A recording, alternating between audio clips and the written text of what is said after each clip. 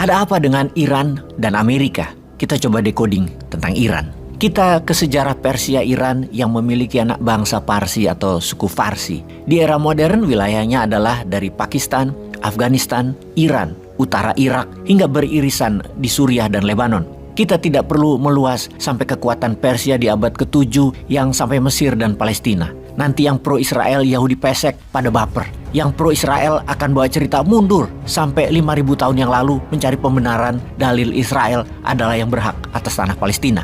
Lalu seberangnya Persia adalah Jazirah Arabia. Jazirah Arabia di semenanjung Arabia mulai dari semenanjung Sinai, Palestina sampai Lebanon Selatan, selatan Irak. Terus memanjang ke selatan, lahan daratannya terpisah Selat Hormuz dengan daratan Persia, terpisah Laut Merah dengan daratan Afrika. Wilayah Jazirah semenanjung Arabia, daratan utama tersebut menghasilkan 55% cadangan minyak dunia, di mana sejak tahun 1945 wilayah tersebut merupakan hadiah bagi pemenang Perang Dunia Kedua yaitu Amerika dan Inggris. Mereka berdua, Amerika dan Inggris, menggunakan strategi divide et impera, membelah-belah wilayah Arab tersebut untuk disedot minyak bumi dan gas alamnya. Untuk Amerika mengendalikan dunia, maka petrol tadi, minyak tadi, bukan hanya diproduksi oleh mesin-mesin perusahaan Amerika saja, namun kapal tanker, sistem distribusi, tangki refinery, dan penentu harga minyak dunia adalah Amerika yang dengan paksa untuk bertransaksi terhadap minyak atau petrol tadi harus memakai dolar. Itulah mengapa deal transaksi minyak bumi sejak tahun 1971 disebut dengan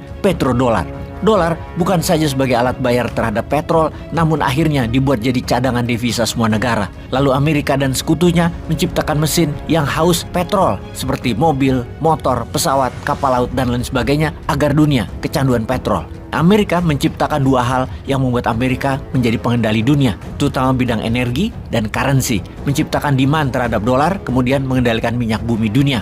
Untuk mempertahankan hegemoni Amerika di kawasan Jazirah Arabia dan Asia Barat, maka diciptakanlah pemimpin boneka yang taat pada kepentingan Amerika, atau bagi yang tidak taat bahkan melawan dicap teroris, boleh diperangi oleh Amerika dan dimusuhi oleh dunia. Rakyat sipilnya boleh dibantai. Untuk menjaga kawasan tersebut, Amerika membangun negara Israel. Di sini simbiosis mutualismenya terjadi. Israel perlu Amerika, Amerika perlu Israel. Israel, nation interest-nya adalah mendirikan negara apartheid Yahudi di tanah Palestina. Kepentingan Amerika adalah kendali minyak bumi dan gas selamanya di wilayah Asia Barat dan semenanjung Arabia. Mesin pembunuh ISIS juga diciptakan untuk kepentingan Amerika dan Israel agar sesama penganut Islam saling bunuh, saling bantai. Ideologi Sunni Syiah dihajar terus perbedaannya oleh ahli agama Barat agar selalu berperang di dalam hal ini Persia versus Arabia. Kemudian ada kebangkitan tiga pemimpin dunia, Putin, Erdogan, dan Xi Jinping, menjadi fenomena baru. Ketiganya berkolaborasi menantang hegemoni Amerika dan Sekutu Barat, puncaknya dengan membangun BRICS. Ditambah sekarang anggota baru, yaitu masuknya Arab Saudi, Iran, dan Uni Emirat Arab, merubah peta dunia, terutama peta dunia perminyakan.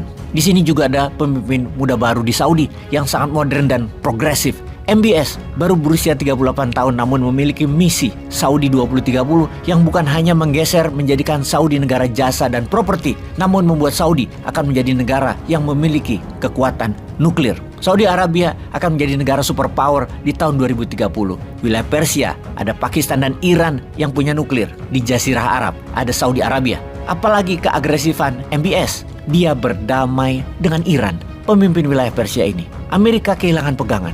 Makanya perang di Israel adalah bagian dari Amerika memberangus lawan politik kawasan. Apa demikian? Apakah akan berhasil? Amerika pernah mencoba menggulingkan Erdogan, namun gagal. Erdogan pernah hampir dikudeta.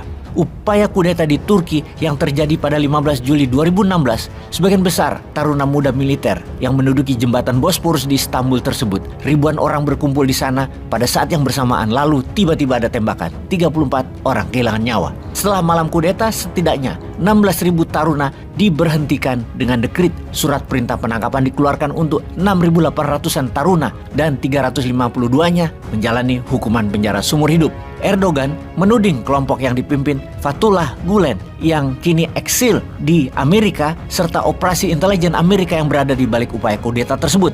Mengapa dengan pasti Erdogan mengatakan hal itu? Erdogan selamat karena Rusia membocorkan rencana kudeta itu setelah Rusia mengintersep data intelijen Amerika. Dan sejak saat itu, Erdogan menyatakan perang terhadap Amerika. Contoh nyata baru-baru ini, langkah Turki menantang armada USS Gerald Ford di Laut Mediterania dengan membawa seluruh angkatan laut Turki latihan perang-perangan dengan peluru beneran adalah bukti dendam dan amarah Erdogan masih menyala. Agaknya, Amerika sekarang mendapat tantangan dari banyak negara yang dijajahnya. MBS berani menantang Biden terang-terangan. Ali Khamenei, Iran, terang-terangan menentang Amerika. Dan sekarang Wagner dari Benghazi, Libya sudah bolak-balik mendarat di Suriah seperti dalam gambar ini.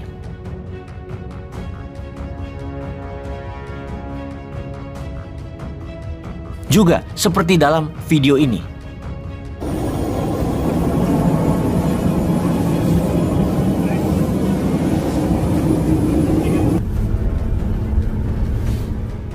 Prajurit pasukan khusus Jerman GSG 9 telah tiba di Siprus bersama dengan rekan-rekan dari pasukan khusus Amerika dalam operasi militer dukungan sekutu untuk Israel ke Gaza. Pastinya bukan untuk perdamaian. Sepertinya perang tidak terelakkan. Indonesia harusnya mengambil peluang sebagai pengingat ketika Gold Rush penambang emas menyerbu sebuah wilayah untuk mencari peruntungan, maka yang kaya terlebih dahulu adalah mereka yang menjual skop. Indonesia bisa kan jadi penjual dan memproduksi skop untuk mereka.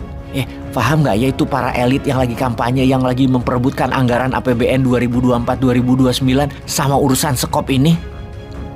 Peace.